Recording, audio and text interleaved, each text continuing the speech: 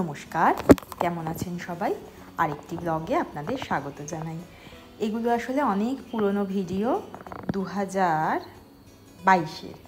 সেই আমরা যখন কাশ্মীর গেছিলাম। তো এখানে না কিছু ইনফরমেশান আপনাদের সাথে শেয়ার করব, হয়তো আপনাদের সুবিধে হবে। আর তিনিশার তখন ছিল 2.5 বছর বয়স। তো বাচ্চা নিয়ে যেতে কী কী নিয়েছিলাম বা কীভাবে গেলাম সবটাই শেয়ার করব। তো আমার কাছে না ওই তখন তো জানতাম না ভিডিও বানাবো, তো ম্যাক্সিমাম ছবিগুলোই এরকম ভার্টিক্যাল, তো সেই কিছু ছবি কিছু ভিডিও অ্যাটাচ করে এটা হচ্ছে ওর পিমার জন্মদিন। আমরা যেদিন গেছিলাম সেদিনই জন্মদিন ছিল, ট্রেনেই জন্মদিন সেলিব্রেট হয়েছিল। আমরা গেছিলাম হচ্ছে 2022 সালের 20শে মার্চ, মানে 20th মার্চ।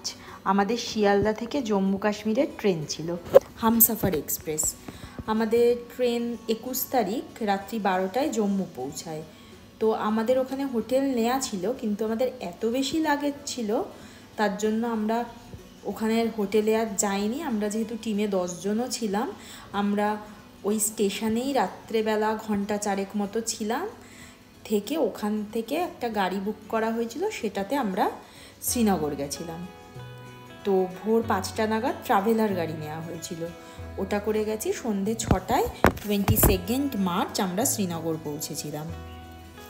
শ্রীনগর পৌঁছে না ওখানে হোটেল যে নেওয়া হয়েছে, ওইখান থেকেই আমরা গুলমার্গ, সোনমার্গ, পেহেলগাঁও সব যেতাম। মানে ওগুলোতে গিয়ে না নাইট স্টেও করা যায়, কিন্তু আমরা কোথাও নাইট স্টে করতাম না, রোজ যেতাম, ঘুরতাম, আবার রাত্রেবেলা শ্রীনগরের হোটেলেই ফিরে আসতাম। তো 23 আমরা গেছিলাম ওই গাড়িটি করেই সোনমার্গে, যেটা আর কি আমরা জম্মু থেকে গেছিলাম যেই গাড়িটাতে। তারপর সোনমার্গ থেকে ফিরে এসেছিলাম আবার সেদিনকেই। আবার 24 তারিখ আমরা গেছিলাম গুলমার্গ আর টিউলিপ গার্ডেনে। আর 25 তারিখ সবাই খুব টায়ার্ড ছিল, আর তিনিশার শরীর অত্যন্ত খারাপ ছিল বলে আমরা আর কোথাও যাইনি। কাছাকাছি শঙ্করাচার্য টেম্পল আর বিকেলবেলা ওই ডাল লেকে শিকারা রাইডে গেছিলাম। আর 26 আমরা গেছিলাম হচ্ছে পেহেলগাঁও। আর 27 সকালে 11টায় বেরিয়ে সন্ধ্যে 7টা নাগাদ কাটরা পৌঁছে সেখান থেকে বৈষ্ণোদেবী পরের দিন গিয়ে আমাদের 29 তারিখে ট্রেন ছিল। তো সবটাই আমি মানে আমার মনে হয়েছে যে যেই ইনফরমেশানগুলো বলার আমি বলছি। তো জম্মু থেকে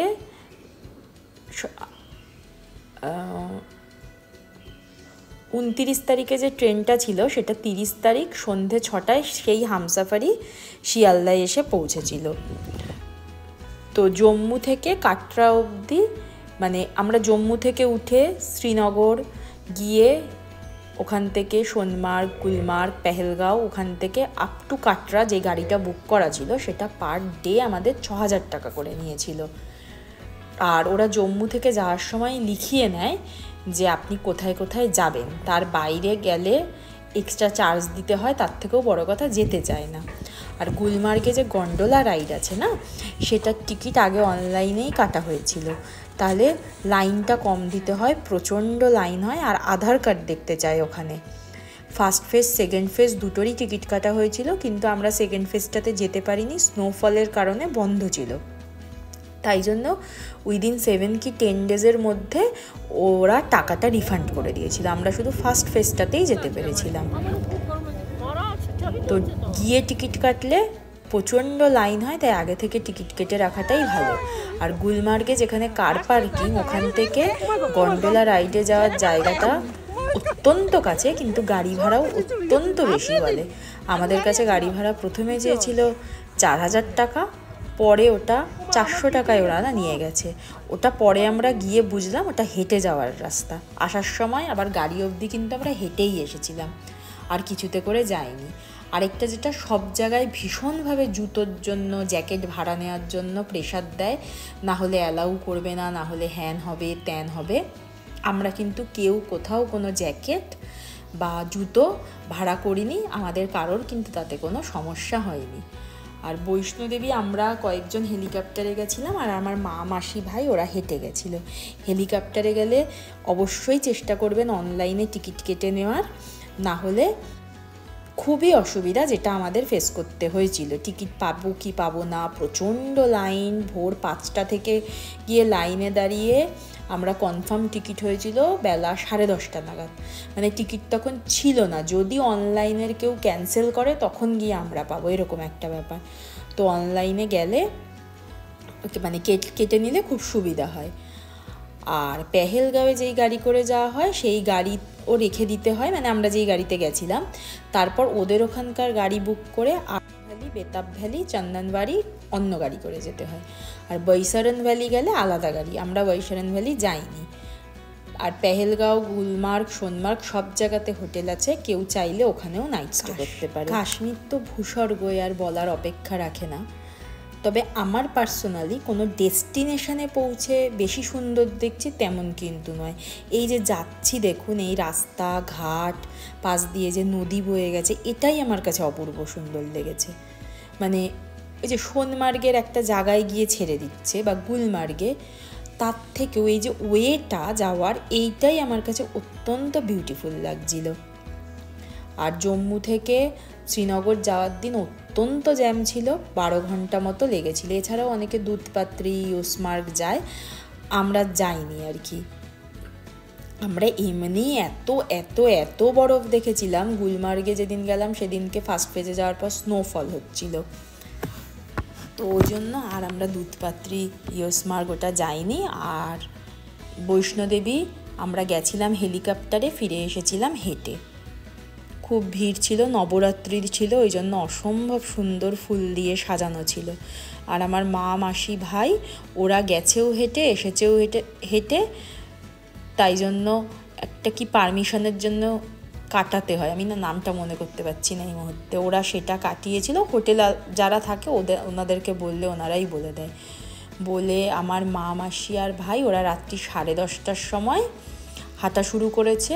পৌঁছেছিল বোধহয় ভোর 3টে, 3:30। পুজো দিয়ে আবার হাঁটা শুরু করেছে। বেলা 10টা, 10:30টায় ওরা হোটেলে চলে এসেছিল। আর আমরা তখন গেছিলাম হেলিকপ্টারে যাব বলে, তো সেই জন্য তিনিশাকে মাদের কাছে রেখে আমরা গেছিলাম। আবার সেদিন রাত্রে আমরা বৈষ্ণোদেবী দেখে ফিরে এসেছিলাম হোটেলে। ওখান থেকে ট্রেনে করে জম্মু থেকে আমাদের হামসাফারের টিকিট কাটা ছিল 29 তারিখ। তো টোটাল 11 দিনের মতো ট্যুর ছিল আমাদের। তো এটাই আর কি। আর বাচ্চার জন্য কি এই যে টিউলিপ গার্ডেন, এটা বাচ্চার জন্য কি নিতে হবে। প্রথম কথা হচ্ছে, এটা কিন্তু আমার একদম ব্যক্তিগত মত, মানে এত ছোট বাচ্চাকে 11 দিনের ট্যুরে না নিয়ে যাওয়াটাই বোধহয় ভালো। এবারে কেউ যদি ঘুরতে অসম্ভব ভালোবাসে সেটা হলে আলাদা, তখন গিয়ে তো প্রত্যেকটা খাবার করতে লাগছে। তার থেকে আমার খাবার করার থেকেও এত ঠান্ডা ছিল আর এত জার্নি হচ্ছিল না। শ্রীনগর থেকে রোজ একদিন গুলমার্গ, একদিন পেহেলগাঁও, একদিন সোনমার্গ, তো অত্যন্ত জার্নি হয়ে যাচ্ছিল আর কি তিনিশার। তো আমার পার্সোনালি মনে হয়েছে বাচ্চা একটু, তিনিশার তো 2.5 বছর ছিল তখন, একটু বড় হলেই বোধহয় এত লং ট্যুরে যাওয়াটা ভালো না, যে বাচ্চার না খুব কষ্ট হয়। এই যে এটা না গুলমার্গ, এটা গন্ডোলার ভেতর থেকে ছবিটা তোলা। আমাদের দুটো নেওয়া হয়েছিল, আমরা 10 জন ছিলাম, মোটামুটি 5 জন করে। এই যে নিচটা প্রচুর বরফ, এটা অন্য সময় গ্রিন থাকে, এখন দেখুন পুরো সাদা হয়ে গেছে। এটা আমরা এই গন্ডোলাতে করে ফার্স্ট ফেজটায় যাচ্ছি। ফার্স্ট ফেজ মানে কি, ওখানে বরফ রয়েছে, দোকানপাট রয়েছে, ছেড়ে দেয়, সবাই খেলে টেলে, ফটো তোলে, এরকম আর কি।